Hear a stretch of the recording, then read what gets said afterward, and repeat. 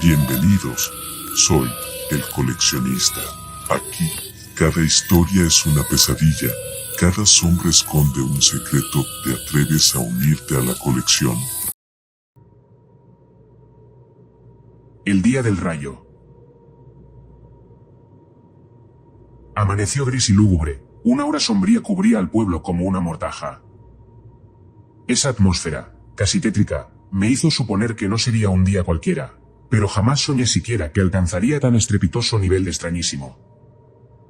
Cuando supuse que sería un día diferente, me refería a esos típicos días en los que el sol no calienta, los ánimos se apagan, uno se la pasa triste y melancólico y a veces no dan deseos más que de estar acostado en la cama. Y en efecto, al menos en un principio, parecía que el día estaba demarcado para seguir ese guión. Pero la naturaleza, la vida, el destino, Dios, el demonio, o lo que fuera que desencadenó los sucesos que ocurrieron durante el resto del día, nos tenían preparada una sorpresa, una nada grata sorpresa. En fin. Me levanté a eso de las 8 de la mañana. Era domingo, y no tenía sentido madrugar. Me acerqué a la ventana y descorrí las cortinas. Esperaba un torrente de cegadora luz matinal, sin embargo, lo que vi fueron gruesos nubarrones grises que cubrían por completo el cielo. En otro tiempo habría creído que se trataba de nubes augurando tormenta, pero tras 40 años de vida, supe que ese día no habría lluvia, únicamente nubes grises y lugubridad. Le resté importancia al cielo y me fui a la cocina para tomarme un café. Después de todo, no tenía pensado hacer otra cosa más que ver televisión, rascarme la barriga y quizá leer un libro mientras me tomaba un brandy. Cuando entré en la cocina, Elena estaba afanada preparando el desayuno. «Quiero un café», ordené, tomando asiento junto a una mesita. «Hasta que te levantas», bramó, depositando frente a mí una humeante taza de café negro. «Podrías haberte levantado más temprano y acompañar a tu hija a su partido». Elena siempre tenía reclamos para mí, cuando me levantaba y cuando me acostaba.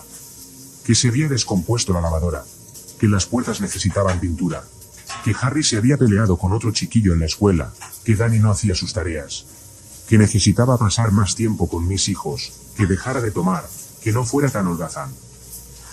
Hoy era lo del partido de Marlene, mi hija mayor ya tenía 15 años. Podía ir a su partido de fútbol sin necesidad de un guardián.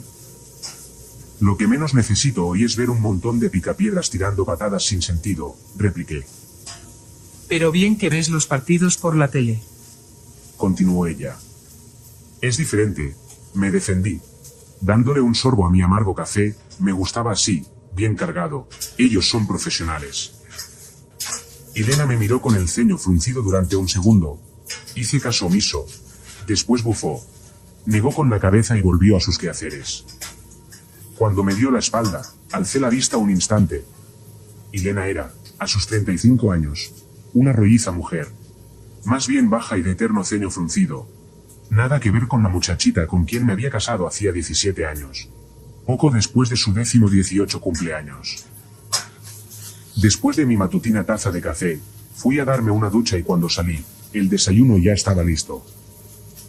«Hoy comerás solo», me dijo mi mujer, siempre de mal humor. «Harry y Dani se fueron a casa de Brenda, a jugar con sus primos». «Aún estás tú», le dije, aunque suponía su respuesta.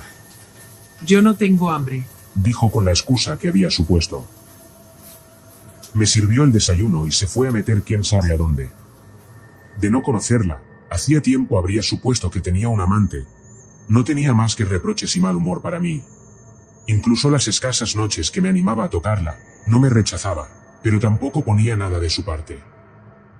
Tampoco es que yo me esforzara mucho por reavivar el amor, ya no la quería, así que me importaba una nada su comportamiento hacia mí, excepto cuando me exasperaba. Después del desayuno me puse a ver televisión un rato. Poco más tarde, Elena bajó por las escaleras vestida como para un entierro, iba para la iglesia. «Que te diviertas», le dije con ironía, pero ella, a modo de respuesta, me lanzó una mirada furibunda. Yo había ido un par de ocasiones a la iglesia, y sabía que pocas cosas en el mundo eran más aburridas que la casa de Dios. «Deberías hacer un poco de ejercicio». Fue su despedida. Tras cerrar la puerta, me asomé a la ventana para verla marchar, algo que nunca había hecho con anterioridad, excepto cuando aún estaba enamorado de ella. Afuera el día seguía gris, casi oscuro. Nubarrones negros se paseaban con parsimonia en las alturas y una brisa suave, lóbrega, agitaba las hojas de los arbustos y flores que había en nuestro pequeño jardín. Aquella estampa oprimía mi corazón de una rara manera y me hacía sentir remordimientos por algo sobre lo que yo no tenía la menor idea. Mi esposa, con su falda hasta la rodilla, su chaqueta gris, y su bolso colgando del hombro, en la que sin duda alguna llevaba una Biblia, estaba de pie frente a la casa vecina, esperando a Madeline, la esposa del vecino, para marcharse juntas a la iglesia. Entonces supe por qué me había asomado a la ventana, y extrañamente no me sentí culpable por ello. Fue para echarle un vistazo a la joven y hermosa esposa de mi vecino. Esa sí que era mujer. Con una esposa así, yo habría sido el esposo más feliz del mundo, aunque supongo que Elena no tenía nada que envidiarle en sus tiempos mozos. Entonces perdí un poco de interés por mi vecina. Supe que dentro de unos 10 años estaría por lo menos igual de desmejorada que mi esposa. Aún así, me mantuve en la ventana. Fue entonces cuando sucedió.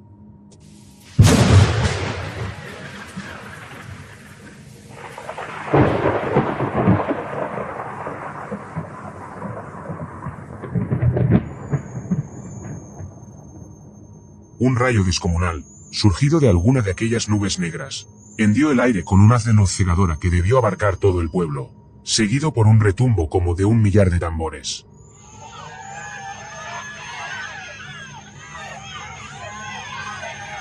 Imagino que el rayo alcanzó algún lugar cercano a mi ubicación, porque la tierra tembló y por instantes temí que la casa se me echara encima.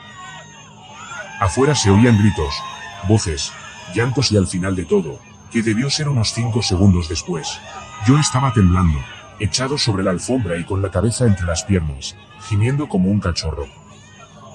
Permanecí algunos instantes más en el piso, trémulo, sudoroso, hasta que logré recuperar un poco la compostura. Cuando alcé la cabeza para asomarme por la ventana, lo que vi estuvo a punto de hacerme caer de culo y gritar como un demente. Una jauría de perros, de distintos tamaños y colores, pero todos rabiosos, habían formado un círculo en torno a mi esposa y Madeline. La una gritaba mi nombre pidiendo ayuda y la otra gimoteaba horrendamente. No gimoteaba, gruñía.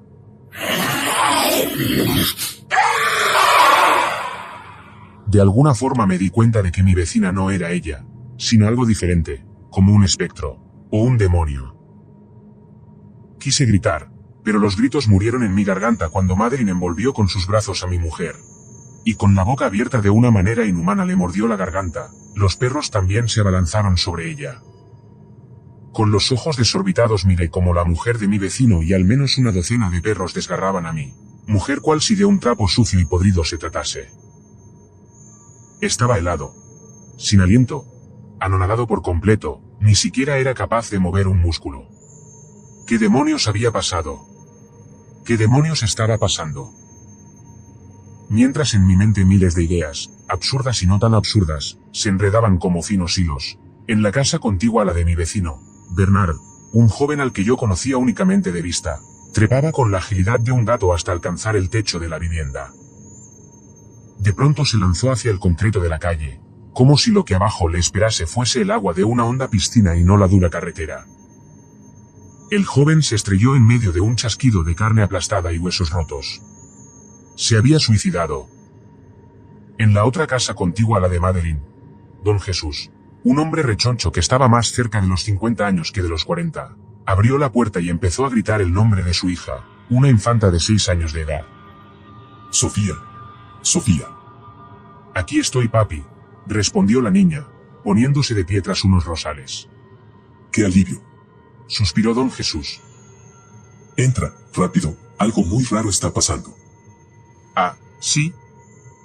El gesto interrogativo y a la vez burlón de la infanta me hizo darme cuenta de que no era la hija de Don Jesús, al menos no la hija que el viejo conocía. Sí, mi amor, pero ven, rápido. Con la claridad de quien lo ve desde afuera, de un observador que lo ve desde un lugar seguro, vi cómo los ojos de la niña se volvieron negros. El rostro se le agrietó y las uñas y los dientes se volvieron negros y largos. Con la agilidad de un felino corrió hasta su progenitor y empezó a morderlo y a desgarrarlo. Rayos. Me oí musitar aterrado. Frente a mí, mi vecina y los perros seguían dando cuenta de mi esposa. Con la cabeza enterrada en las manos me acurruqué bajo la ventana. Estaba temblando y el terror absoluto me atenazaba las entrañas como dos brasas ardientes. ¿Qué estaba sucediendo? Por todos los cielos. ¿Qué estaba sucediendo? Tenía ganas de gritar, de llorar, de gemir, de hacerme un ovillo, de revolcarme en el piso, pero sobre todo tenía ganas de gritar y llorar. Pensé en la posibilidad de que fuese un sueño, pero todo lo que había visto era tan real que descarté tal idea inmediatamente. ¿Una alucinación? No, en mi vida nunca había tenido una alucinación, y de alguna forma sabía que aquella no era la primera. Entonces, ¿qué? ¿Qué demonios sucedía? El relámpago. La idea vino a mí de súbito y sin orden, pero ante lo poco que había sucedido, y tras lo que había visto, no se me hacía una idea descabellada. Un relámpago maligno. Si no me reía ante tal absurdidad, fue por el terror que anidaba en todo mi cuerpo y porque, después de todo, no era tan absurdo. De alguna manera aquel relámpago, el temblor, la cegadora luz, los retumbos, algo de esto, o todo junto, había influido en la psique de mis vecinos. Sí, eso debía ser, y también en sus genes, porque las uñas y los dientes no le crecen a uno solamente porque sí. Porque la hija de Don Jesús había sufrido una transformación, horrenda, sí, pero transformación. Oh, mis hijos. Era increíble que hasta aquel momento no hubiese pensado en mis hijos. Marlene con su fútbol y Harry y Danny en casa de mi cuñada, esperaba se encontraran bien. Tenía que ir por ellos. ¿Y si estaban bien? Luego como les explicaba que su madre había muerto devorada por la vecina y una jauría de perros. Bueno, de momento eso no importaba. Primero tenía que ir por ellos y esperar que se encontrasen sanos y salvos. Así lo decidí. Primero Marlene, al norte, y luego Harry y Danny, al oeste. Cielos, espero que estén bien. Trémulo, me puse de pie y me deslicé con la sutileza de un ladrón hasta mi habitación en el segundo piso. Mientras ascendía por las escaleras, llegaban a mí los ruidos de la calle, perros gruñendo, ladrando y desgarrando, personas gimoteando y pidiendo ayuda, gritos, llantos y exclamaciones de todo tipo. Incluso oí el zumbido del motor de un automóvil, oí cómo derrapaba y se estrellaba contra algún sólido muro.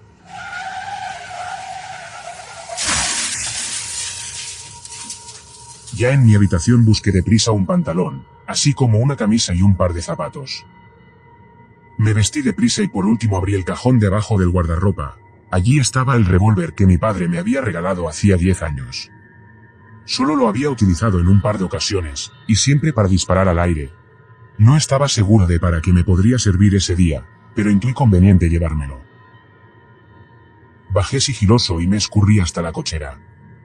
Presioné el botón para que la compuerta empezara a alzarse, y mientras ésta se alzaba, me metí en el auto, guardé el revólver en la guantera y puse el motor en marcha. Mientras esperaba a que la compuerta terminara de alzarse, tuve un panorama sobrecogedor de lo que acaecía frente a mi casa. Al principio no lo creí posible, todo era aún más raro y horroroso de lo que había presenciado al comienzo. Pero tras un segundo tuve que hacerme a la idea de que era real. Don Jesús, el vecino que había sido desgarrado por su hijita, estaba de pie, como si nada le hubiese sucedido. En un momento dado, empezó a correr hacia donde se encontraba mi esposa, quien también estaba de pie, gritando, pidiendo auxilio, sin daño aparente y tratando de salir del círculo formado por la jauría de perros. ¿Cómo era posible todo eso? Sofía, la hija de Don Jesús, aún con aspecto demoníaco, lo observó correr un instante, luego se abalanzó sobre él otra vez. Al instante siguiente, mi mujer y Don Jesús eran despedazados de nuevo, con la diferencia de que Don Jesús había logrado llegar hasta mi esposa y era atacado también por un buen número de perros. En la otra casa, Bernard, el joven, se puso de pie, aparentemente ileso, pero la sangre allí donde se había estrellado me confirmaba que en realidad sí se había lanzado desde el techo de su casa. En cuanto lo vieron los perros, varios de ellos se lanzaron sobre él, pero Bernard empezó a trepar con la agilidad de una araña por la pared de la casa. Estupefacto, sin poder creer lo que veía, puse en marcha el automóvil y salí a la calle. Si por un instante pensé en prestar socorro a mi esposa y a don Jesús, cambié de idea cuando Sofía y unos perros miraron mi coche con ojos febriles y hambrientos. Corrieron hacia el coche en el momento en que yo pisé el acelerador a fondo y salí pitando de allí. Por el retrovisor vi que mis perseguidores dieron media vuelta y fueron a seguir la carnicería con don Jesús y mi esposa. Al fondo vi la silueta de Bernard estrellarse nuevamente contra el cemento de la carretera. Estupefacto, anonadado, aterrorizado, son las únicas palabras que se me ocurren para describir el cúmulo de sentimientos, emociones y pensamientos que se arremolinaban en mi interior. Que unos perros y mi vecina atacaran a mi esposa. Que una niña sufriera una monstruosa metamorfosis y que un joven se lanzara del techo de su vivienda. Desafiaban con creces las leyes de lo que yo creía normalidad. Pero que tras unos pocos minutos esas mismas personas que yo vi ser asesinadas se levantasen como si nada hubiese sucedido. Para luego ser atacadas de nuevo, y que el individuo que se suicidó se pusiese de pie para suicidarse de nuevo. Eso era algo que no recuerdo haber visto siquiera en películas. Eso desafiaba aún más las leyes de lo posible y lo imposible. Desafortunadamente, no tuve demasiado tiempo para cuestionarme sobre algo a lo que evidentemente no le iba a encontrar una explicación lógica. Apenas aceleré el coche me di cuenta de que los extraños sucesos no ocurrían únicamente frente a mi casa, sino en todo el barrio, posiblemente en todo el pueblo. Solamente había avanzado una manzana cuando vi a un grupo de niños, ninguno sería mayor de 8 años, atacando a una jovencita. En cuanto oyeron el ruido del auto volvieron la vista, pero yo pasé de largo, y atropellé al único que logró ponerse frente al coche. No sentí ningún remordimiento por el niño, sabía que no era humano. Mi nieto, exclamó una anciana al ver salir volando al chiquillo. Abrió la puerta de su casa y corrió a auxiliar al pequeño, pero no había dado ni 5 pasos cuando el resto de chiquillos ya estaban sobre ella, mordiendo y desgarrando. Mi camino hasta el campo de fútbol donde debía encontrarse Marlene fue todo un espectáculo, horroroso y de locos. Sí, pero espectáculo. También fue una carrera por mi vida y por la esperanza de encontrar a mis hijos sanos y salvos. Después de lo de los chiquillos pasé frente a una farmacia, donde los dependientes se estaban agarrando a golpes y utilizaban todo lo que estuviera a su alcance para atacarse. Los escaparates de cristal estaban hechos añicos y la sangre por doquier me revelaba que hacía rato estaban con aquello. Quizá incluso ya se habían asesinado y habían revivido, en ausencia de una palabra mejor, para seguir con el pleito. Más adelante, un señor perseguía, machete en mano, a un joven que no tendría más de 15 años. El joven gritaba pidiendo ayuda. De alguna manera me hizo pensar en Marlene.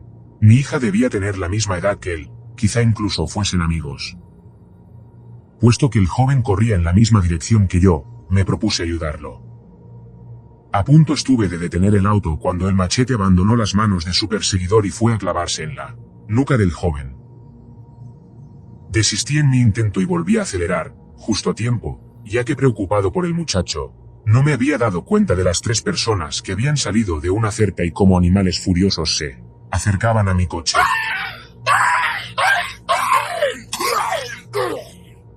Maldije por lo bajo y juré que a partir de ese momento solo me preocuparía por mí y mis hijos. Todo a mi alrededor era una locura absoluta. No había lugar donde posar la vista sin que viera una escena escalofriante y extraordinaria. Parecía que todos los perros se habían convertido en bestias asesinas. Caminaban por la calle y atacaban al primero que vieran, exceptuando aquellos con instintos asesinos y bestiales como ellos.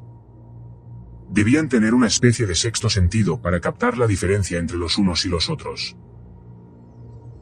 Vi a un cura tirarse desde el campanario de la iglesia. Vi a un bebé que era amamantado arrancarle las tetas a una señora. Miré a 2 hombres con escopeta volarse los sesos mutuamente. Un grupo de carniceros, con sus delantales blancos, se habían unido y perseguían con sus cuchillos a todo aquel que se pusiera a su alcance. Cuando vieron mi coche hicieron ademán de querer perseguirme, pero en cuanto los dejé atrás perdieron todo interés. Después de lo que me pareció una eternidad, una demente eternidad, llegué al campo de fútbol donde debía encontrarse Marlene. Me aparqué bajo una frondosa ceiba, oculto entre otros coches, para mantenerme oculto de todo lo extraño que me rodeaba. El campo de fútbol era rodeado por una malla de 2 metros de alto y a ambos costados. Al otro lado de la malla, tenía unas pocas gradas de madera para que la gente pudiera sentarse y disfrutar del deporte. Lo que vi me produjo un súbito alivio y sin pensarlo, me encontré dando gracias a Dios. 2 equipos de mujeres se encontraban jugando, y alrededor, en ambos graderíos, unas 100 personas las observaban con marcado silencio. Me bajé del coche y me acerqué a la malla. Después de un instante distinguí a mi hija. Me emocioné mucho al verla correr sin preocupación detrás de un balón de cuero. Entonces busqué con la vista la puerta de acceso al recinto, y a punto estaba de cruzar cuando una voz me detuvo. Por su bien, le aconsejo que no intente entrar ahí, dijo la voz. Me sobresalté y giré el cuello para encontrar a mi interlocutor. Era un señor de más o menos mi edad, se encontraba sentado en una de las raíces de la ceiba, junto al tronco. Al parecer llevaba allí mucho tiempo. ¿A qué se refiere?, pregunté. Siéntese unos momentos y ya verá, dijo tratando de esbozar una sonrisa. Tengo que ir por mi hija, me excusé, su madre está muerta, tiene que saberlo. ¿Asesinada por algún loco o por un animal?, inquirió el hombre entre divertido.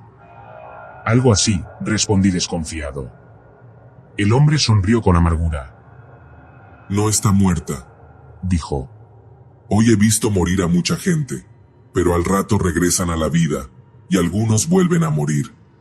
A mí me mató mi esposa, pero cuando resucité, la asesiné, y escapé de la casa antes de que regresara para esta vez asesinarme ella a mí. ¿En serio?, me oí decir mientras retrocedía un par de pasos. Pero no tema. Trató de calmarme. La asesiné porque era la única opción para escapar de casa. Pero descuide, no soy de los perturbados que únicamente piensan en matar, de lo contrario, hace rato que me habría abalanzado sobre usted. En eso llevaba la razón, aún así, no me descuidé. Al parecer la gran mayoría sufrió algún tipo de trastorno. Solo unos pocos, como usted y yo, nos libramos por azar. Pero a juzgar cómo están las cosas, creo que es mejor estar muerto que vivo, ¿no lo cree? ¿Qué me dice de ellos?, pregunté, señalando a las jugadoras y a la afición en las gradas de madera. Espere y verá. Fue todo lo que dijo. Me puse a observar el partido de fútbol entre los 2 equipos de mujeres, pero sin darle la espalda por completo al hombre sentado en la raíz de la ceiba. En un momento dado, el equipo en el que jugaba Marlene armó un contragolpe letal que acabó en gol.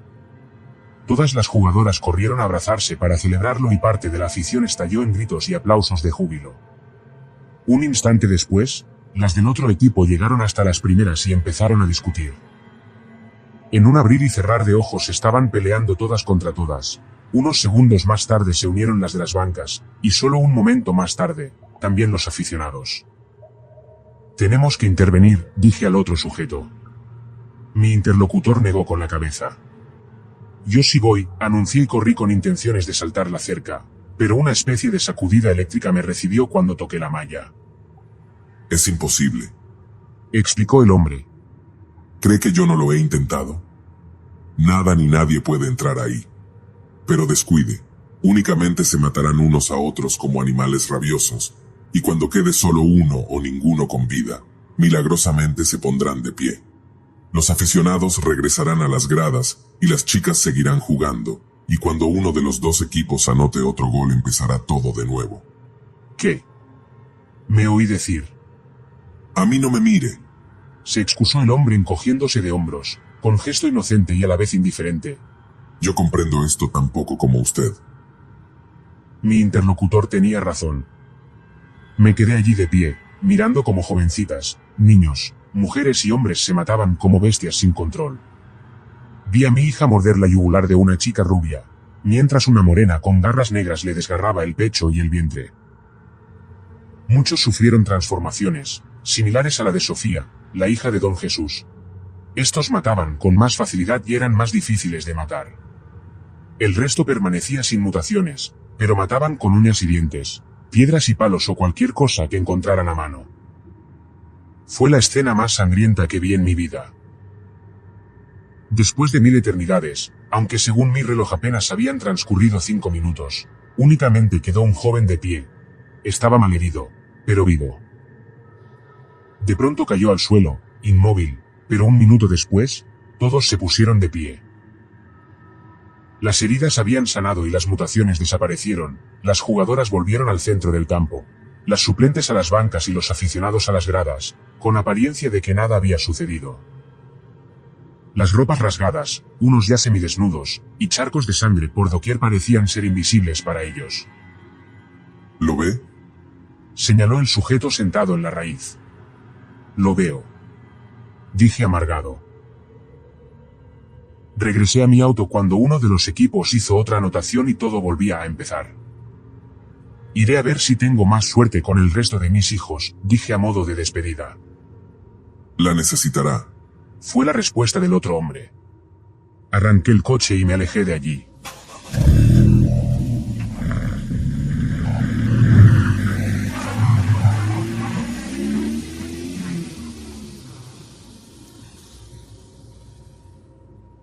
Tenía ganas de llorar, tirarme de los pelos, maldecir a lo que fuera o a quien quiera que hubiera causado todo aquel desenfreno. Pero la vorágine de acontecimientos que acaecían a mi alrededor no me lo permitían. Todo alrededor era caos, muerte, destrucción, peleas encarnizadas, sucesos horrorosos y extraordinarios. Si me detenía, si perdía la concentración, si utilizaba un minuto en lamentarme y me olvidaba de mi entorno, era muy probable que al instante siguiente estuviera muerto. Es cierto que era posible que al igual que el resto del mundo, yo volviera a la vida, pero era algo que no estaba dispuesto a comprobar voluntariamente. De manera que tenía que mantener mis sentidos aguzados, mis nervios calmos y mi mente serena. Mi preocupación inmediata eran mis 2 hijos, Harry y Danny. Por Marlene poco o nada podía hacer. Atrapada en un círculo como en el que estaba, no veía cómo ayudarla. Así que me concentré en mis 2 hijos de los cuales aún no sabía nada. Aún era probable que ellos estuvieran bien. Si así era, aún podía ponerlos a salvo. Los metería al coche y los llevaría lejos del endemoniado pueblo. Del campo de fútbol a la casa de Brenda, la hermana de mi mujer, donde debían estar los niños, había alrededor de 1 kilómetro de distancia. 1 kilómetro de recorrido igual de demencial que el que había realizado de casa al campo, cuando no más. Los horrores y sucesos extraordinarios ocurrían allí donde posara la vista. Vi a un conductor estrellar un coche contra la pared de una casa. Después se bajó y buscó otro coche para repetir la maniobra. Me llamaba poderosamente la atención que la gente reviviera y las heridas sanaran y que, sin embargo, lo material sí sufriera cambios permanentes.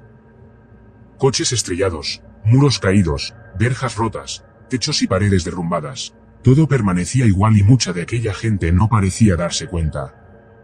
Pero había muchos que sí, aquellos que como yo no habían sufrido ningún tipo de trastorno, al menos no del tipo psicópata y suicida como el de la mayoría. Me llevó mucho más tiempo del imaginado llegar a casa de mi cuñada. Un auto por aquí, por allá un camión, escombros por este lado, jaurías de perros rabiosos por este otro, hicieron que me detuviera y buscara calles alternas para llegar a mi destino. Grupos de personas de aspectos demoníacos, con garrotes, machetes, patas de muebles o cualquier cosa que sirviera para hacer daño, intentaron atacarme en 3 ocasiones. La primera vez me les escurrí por una calle lateral, la segunda caminé en reversa una manzana hasta doblar en una esquina, mientras la tercera vez tuve que acelerar a fondo para abrirme paso a través de ellos. Golpeaban ferozmente el coche aun cuando tenían las ruedas encima. Escapé de ellos por un pelo, con los vidrios rotos y abolladuras por doquier. Poco antes de llegar a casa de mi cuñada, topé con un grupo de policías. Salieron de improviso de un pequeño callejón y apuntaron sus armas directamente a mi cabeza. Jalaron de los gatillos sin dar tregua. Creí que era el fin, pero no hubo sonido de ningún tipo. Supongo que ya habían utilizado las municiones contra otras personas. La casa de mi cuñada parecía intacta a primera vista, como si estuviera fuera de la locura general. Frente a los muros de la parte delantera, un anciano con un bastón, Supuse que era ciego por la torpeza de sus movimientos, caminaba dando tumbos en la calle. Las ropas raídas y manchadas de sangre lo identificaban como alguien que ya había sido víctima de muchos ataques. En cuanto oyó el sonido del coche empezó a correr en la dirección contraria a la mía. No tardó en tropezar y rodar por el suelo. No sé de dónde salió, pero al instante siguiente, una señora de mediana edad lo descuartizaba con un cuchillo. Cuando vi que le extrajo el corazón y se lo llevaba a la boca para darle una mordida, aceleré el auto y la atropellé varias veces hasta convencerme de que estaba bien muerta. Después me aparqué frente al portón de la casa de Brenda. Me metí el revólver dentro del pantalón y bajé para tocar el timbre, no sin antes cerciorarme de que no había peligro por allí cerca. Llamé cerca de medio minuto sin obtener respuesta y viendo que no me quedaba otra alternativa, encendí el auto nuevamente, lo subí a la acera y lo pegué al muro. El ciego y la señora del cuchillo habían vuelto a la vida. El ciego huía y la señora lo perseguía, pero como no me prestaban atención, bajé del coche y lo utilicé de apoyo para saltar el muro. Dentro todo era paz y tranquilidad. La mansión de mi cuñada, más concretamente de su esposo, era una de las más grandes y lujosas del pueblo, y a primera vista no percibí marcas de lo que ocurría en el resto del poblado. Era probable que allí nadie hubiera sido afectado, y tras darse cuenta de lo que ocurría en el exterior, habrían tomado la sabia decisión de quedarse pertrechados en el inmueble. Por un instante tuve la sensación de que todo saldría bien, que pronto tendría a mis hijos, sanos y salvos, entre mis brazos. Me apoyé a la puerta principal y, en lugar de usar el timbre, llamé con los nudillos. Estaba a punto de buscar una ventana abierta para colarme cuando oí suaves pisadas acercándose a la puerta. Sentí miedo, pero me mantuve allí, de pie y de pronto, la cabeza de Harry asomó tras la puerta. «Papá», exclamó. Su voz y su risa fue lo más lindo que yo había oído en mi vida. Se abalanzó sobre mí y me estrechó en un fuerte abrazo. «Dani, ven aquí», gritó, «¿a qué no sabes quién ha llegado?». Mi pequeña niña apareció corriendo por el pasillo. Su lacio cabello se mecía al ritmo de sus pequeñas zancadas y su sonrisa era más brillante que el sol. Y cuando enrolló sus brazos alrededor de mi cuello, solo tenía ganas de llorar. Mis pequeños estaban bien. ¿Dónde están vuestros tíos?, les pregunté un minuto después, cuando el nudo de mi garganta había desaparecido. Arriba, en su habitación, contestó Harry adelantándose a Dani. ¿Y mis sobrinos?, pregunté nuevamente. También, respondió Dani. en su habitación. Excelente, vamos con ellos, dije. Están durmiendo, dijo Harry, no deberíamos molestarlos. Sí, Ratificó Dani. mejor miremos tele un rato. Vayan ustedes a ver la televisión, les dije, yo necesito hablar con ellos. Mientras me alejaba por el pasillo volví la vista para ver otra vez a mis dos hijos. De no estar tan feliz por haberlos encontrado sanos y salvos, habría jurado que se dirigían una mirada cómplice. Ya había visitado en ocasiones anteriores los aposentos de mis cuñados en la tercera planta, de manera que no me costó dar con la habitación.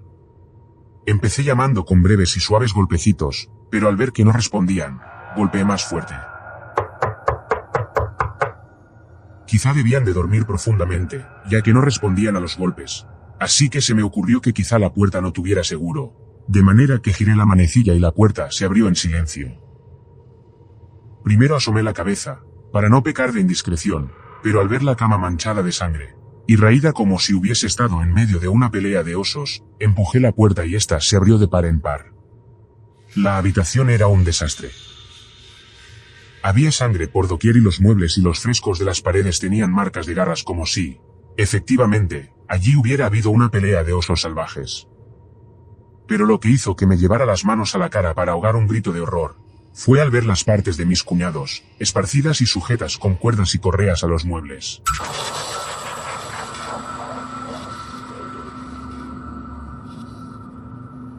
La cabeza de Brenda estaba amarrada a la cabecera de la cama, junto a la de su marido. Brazos y piernas estaban amarrados a las patas de la misma, los torsos sujetos a dos fuertes roperos, y los demás brazos y piernas estaban adheridas a una mesa y un par de sillas. Es la única forma de que no vuelvan a la vida. El susurro infantil a mi espalda me provocó un susto de muerte. Era Dani, mi dulce pequeña, solo que de dulce ya no tenía nada, se había convertido en un ser horrible, de dientes y garras largas y filosas, ojos negros y rostro agrietado. Junto a ella estaba Harry, no menos horrible y monstruoso que mi hija. ¿Quieres ver a tus sobrinos o prefieres morir ya? La sonrisa burlona y perturbada de Harry era ancha y sus dientes largos y filosos formaban dos hileras amarillas y sanguinolentas que presagiaban la muerte. Corrí al interior de la habitación e intenté cerrar la puerta, pero las garras de Harry la detuvieron y la empujaron hacia atrás.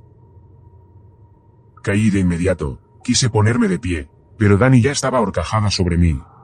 Sus negras y afiladas garras acariciaron mi rostro y se alzaron amenazadoramente. De alguna forma había llevado mi mano derecha a mis pantalones y logré extraer el revólver.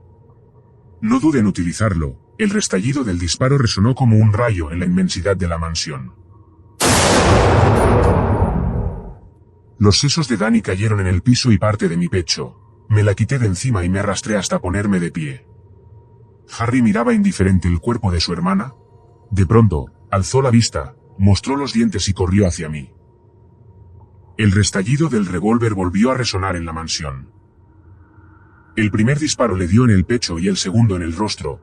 Su cuerpo sin vida cayó junto al de Dani. Ni siquiera se me ocurrió pensar en el hecho de que había asesinado a mis hijos. Lo que hice fue salir pitando de allí, antes de que volvieran a la vida y esta vez sí me asesinarán. No tenía estómago para hacer lo que ellos habían hecho con mis cuñados. De regreso en mi coche me dediqué a buscar el camino más corto para salir del pueblo.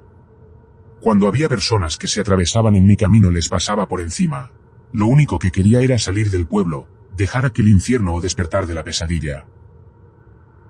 Cuando por fin salí del pueblo era ya media tarde, lo supe por mi reloj, ya que el cielo seguía tan gris como en la mañana. A unos 100 metros de la última casa del pueblo vi un montón de vehículos aparcados y un sinnúmero de personas. Todas parecían normales. Me congratulé por encontrar un grupo así. Aparqué a unos 50 metros de ellos, bajé del coche y empecé a hacer el resto del camino a pie. Había allí bomberos, policías, miembros del ejército, prensa, radio, televisión y un grupo de personas con aspecto de científicos que apuntaban aparatos de extrañas formas al pueblo. Lo más raro de todo es que nadie se había dignado dirigirme la mirada, como si yo no estuviera casi frente a sus narices. Hola, saludé. Me sentí como tonto al no recibir respuesta, pero seguí caminando para mezclarme con ellos. Pero algo me detuvo. Algo sólido, duro e infranqueable. Caminé hacia un lado y hacia otro, pero el muro invisible seguía allí. Retrocedí, tomé vuelo y corrí hacia adelante, reboté en el muro y caí de espaldas. Nadie se había percatado de lo que yo hacía. Era como si fuese invisible. Ellos charlaban, gritaban, tomaban fotos, grababan vídeos, exclamaban horrorizados, pero nada que tuviera que ver conmigo. Entonces oí el fragmento de una conversación. Todo el pueblo ha desaparecido. Pero, ¿cómo es posible que se produjera este gran agujero justo donde estaba el pueblo? No lo sé. No me ven, concluí. Lo único que ven es un enorme agujero. Entonces lo vi yo también. No en el pueblo, sino en el monitor de la camioneta de una cadena de televisión. La pantalla mostraba un agujero de dimensiones inconmensurables, allí, donde antes había existido un pueblo. El rayo que oí en la mañana, que hizo temblar el pueblo, que cegó de luz a todos nosotros, ese que me hizo tirarme sobre la alfombra y sollozar como un niño, ese era el que había causado todo aquello. No había otra explicación. Estábamos muertos o quizá atrapados en otra dimensión. Después de ver lo que había pasado con el pueblo, ya no me sorprendía la locura que se había apoderado de la mayoría de las personas ni porque volvían a la vida. Me resigné, di media vuelta y empecé a caminar hacia el pueblo. Que pase lo que tenga que pasar.